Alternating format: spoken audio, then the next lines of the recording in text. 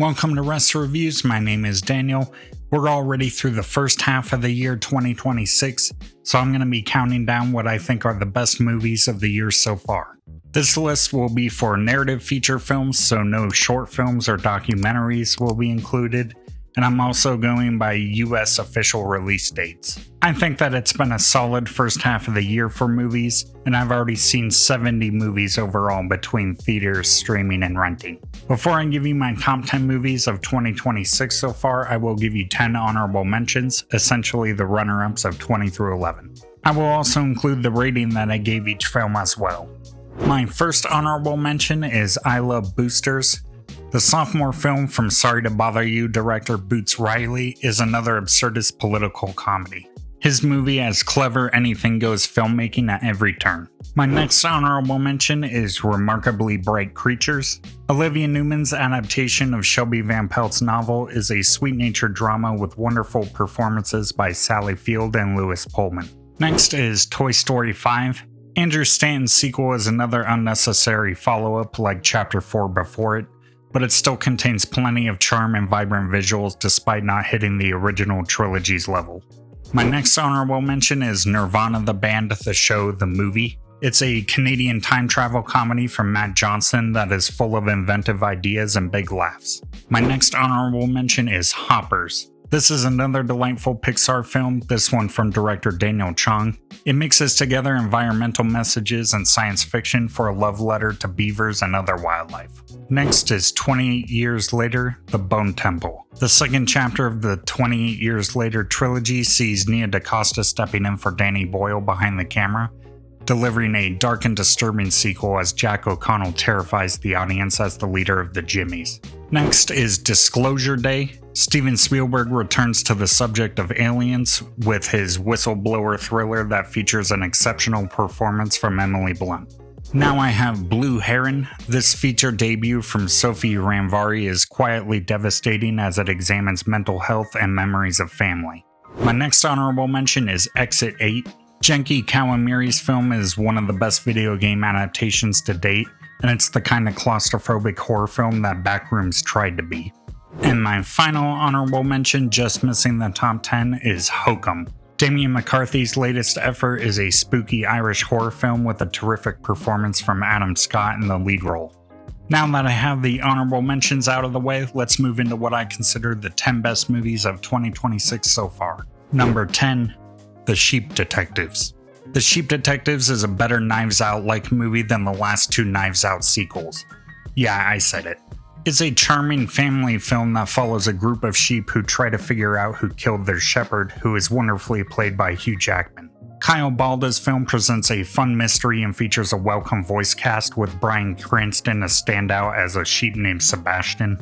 The live-action cast is solid too, knowing when to lean into the silliness. The Sheep Detectives has pretty amazing animation as well. Half the time I forgot I was even watching animals talk as it made them look natural.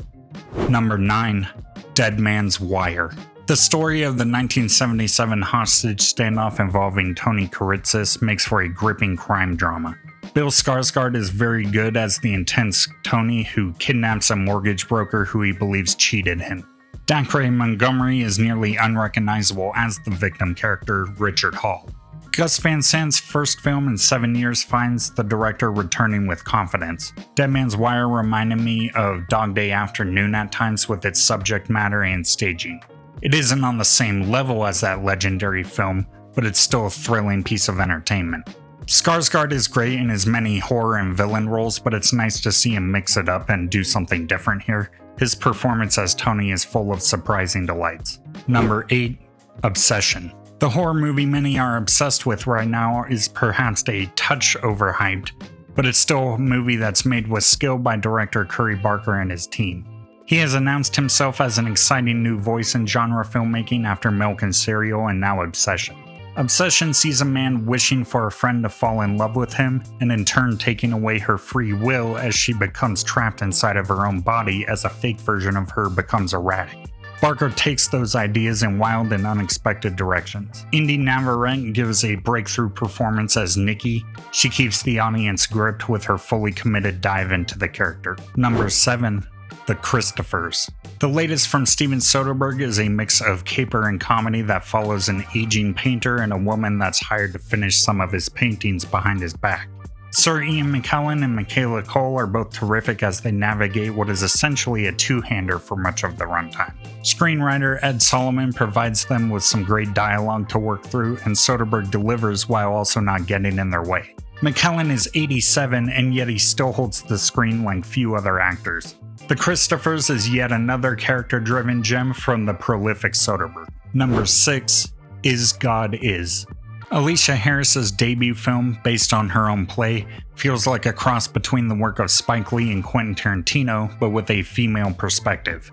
Is God Is a Southern revenge thriller that feels fresh and surprising throughout as it follows two sisters who set out to kill their father, who left them disfigured as children. Cara Young and Mallory Johnson have great chemistry as the sisters, while Sterling K. Brown is a standout for the few minutes he is in the film. The rest of the cast is quite strong as well. I didn't spot any weak links. All of them contribute to Alicia Harris's unique vision of revenge. Is God Is one of the most confident debuts that I've seen in recent years. I look forward to whatever Harris does next for her blossoming film career.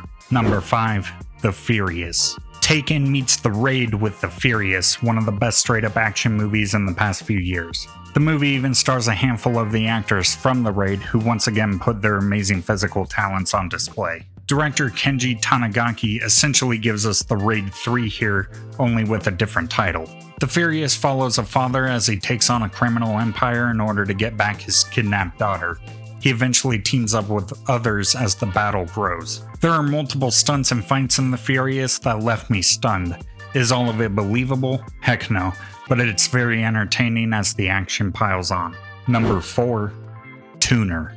Tuner is a fresh crime thriller from Daniel Roher, whose exceptional documentary Navalny won an Oscar a few years ago. Tuner finds the director taking on fiction this time, with the story of a piano tuner who becomes a safecracker. Rower gives the film an energy that manages to make it feel like a crime drama straight out of the 70s. Leo Woodall is phenomenal in the lead role of Nicky. He's a lead character with exceptional skills and a hearing condition. The legendary Dustin Hoffman is also superb as his mentor, while Havana Rose Liu impresses as a love interest and piano player. Tuner has a plot that's pretty predictable at times, but the filmmaking and acting surrounding it are all first rate. My hope is that the movie is the start of many collaborations between Rower and Woodall. Before I continue, please hit that like button if you're enjoying this video and consider subscribing and enabling notifications if you haven't already. You can also find and follow me on the social media platforms Letterboxd, Blue Sky, Backlogged, and Award Expert. Number 3, The Drama. Christopher Borgle's dark dramedy is a challenging look at some tough subjects, which I won't spoil here as they're central to the plot. Robert Pattinson and Zendaya give fearless performances as a couple who are about to get married, only for their world to spin out of control after she reveals something. Borgley makes the audience wonder what they would do in the situations, and he questions people's ability to separate thoughts from actions when judging others. The Drama is a thought-provoking movie performed by a terrific cast. It's definitely not the romance movie that some of the marketing led people to believe, but even so, it's still a movie worth seeing and discussing. Number 2, I Swear.